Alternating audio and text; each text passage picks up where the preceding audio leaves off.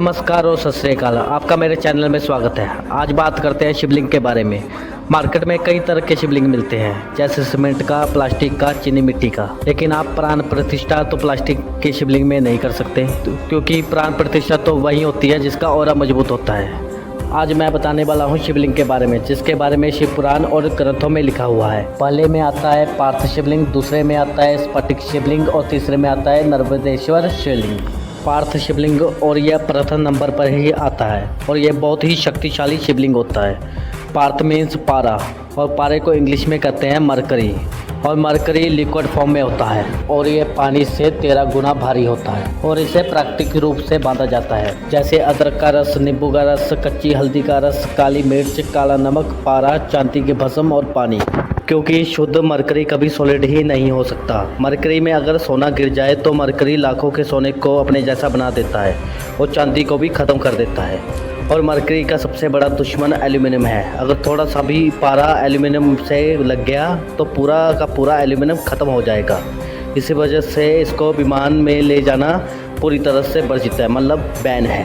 और पारे में लोहा तैर जाता है, क्योंकि पारे की डेंसिटी लोहे से भी ज़्यादा होती है। अब आप ही देख सकते हो कि पार्थ शिवलिंग कितना शक्तिशाली मटेरियल से बनता है।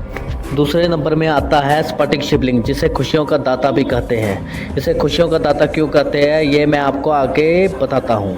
पहले मैं बताता हूँ ये बनता कैसे है। ये हिमालय में धरती पर ग्लेशियर जम जाते हैं और वो हजारों लाखों साल ऐसे ही पड़े रहते हैं, तो नेचर की मार से वो ग्लेशियर सॉलिड फॉर्म में हो जाते हैं, जिसे धरती से बाद में निकाला जाता है। और ये कहलाता है स्फटिक शिवलिंग, मतलब हिमालय का शिवलिंग।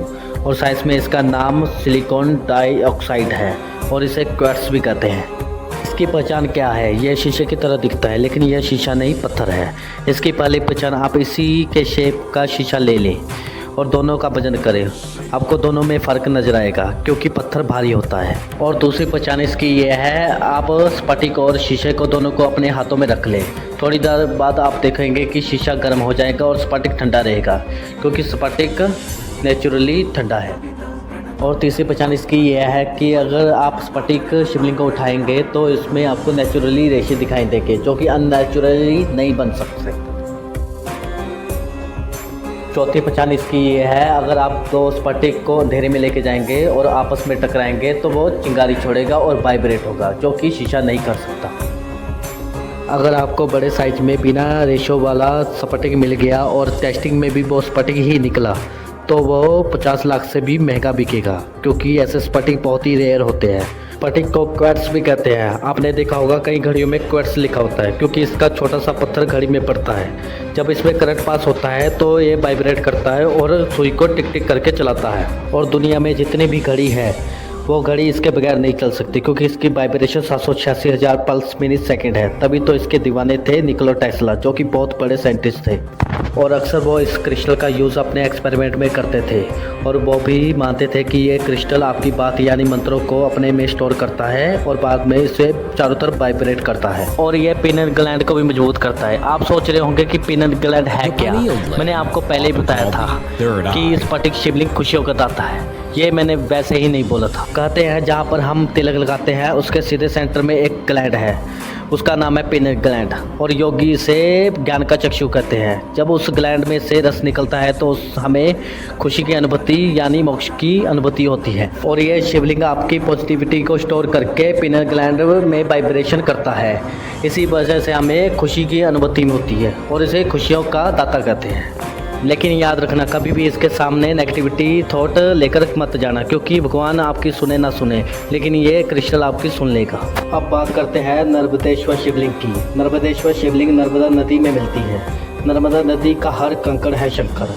कहते हैं नर्मदा नदी जी काशी में शिवलिंग स्थापित करके करीब 10,000 दिव्य वर्षों तक भगवान शिव की तपस्या करी थी, ताकि नर्मदा नदी भी गंगा नदी के समान पवित्र हो जाए। नर्मदा नदी की लंबाई 1312 किलोमीटर है। नर्मदा नदी भारत की 5वीं सबसे बड़ी नदी है, जो कि मध्य प्रदेश के अमरकंटक पठार से निकलती है और महाराष्ट्र, गुजरात से होकर खवात की खाड़ी में गिरती है। जब आप नर्मदा नदी से पत्थर उठाकर देखोगे तो हर कंकर आपको शिवलिंग दिखाई देगा। यहाँ पर कोई प्राकृतिक रूप से शिवलिंग बनते हैं तो किसी पत्थर को कारीगर अपने हाथों से शिवलिंग बनाता है।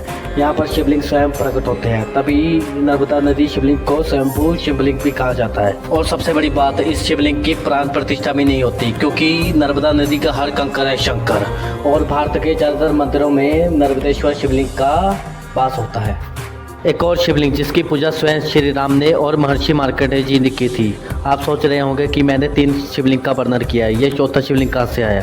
यह चौथा शिवलिंग है पार्थिव शिवलिंग, मतलब मिट्टी का शिवलिंग। इसमें नदी के किनारे की मिट्टी, समुद्र के किनारे की मिट्टी और तालाब के किनारे की मिट्टी का यूज़ होता है। बाकी तुलसी की मिट्टी का यूज़ वर्जित है, मतलब बैन है। इस शिवलिंग को बनाने के लिए मिट्टी, गाय का गोबर, भस्म, पानी का यूज़ होता है और इसकी पूजा बड़ी शुभ मानी जाती है। सो मैंने आपको चारों शिवलिंग के बारे में